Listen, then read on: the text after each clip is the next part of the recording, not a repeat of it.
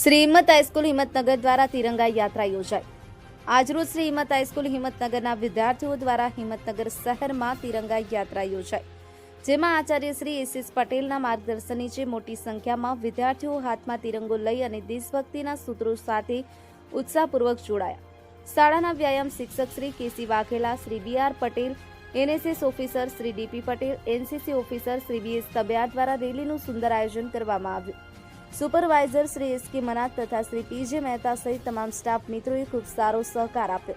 આ ઉપરાંત શાળામાં રંગોળી, ગીત, વક્તૃત્વ, પત્રલેખન, ક્વિઝ, ચિત્ર વગેરે સ્પર્ધાઓ યોજાઈ હતી, જેમાં વિદ્યાર્થીઓએ ઉત્સાહપૂર્વક ભાગ લીધો હતો। પ્રાથમિક વિભાગના આચાર્ય શ્રી સુનિલભાઈ પ્રજાપતિ, શ્રી શશિકાંતભાઈ તથા સ્ટાફ મિત્રો પણ હાજર રહ્યા હતા। બ્યુરો રિપોર્ટ, હિંમતનગર ખબર ન્યૂઝ, રમેશ સત્યની સાથે।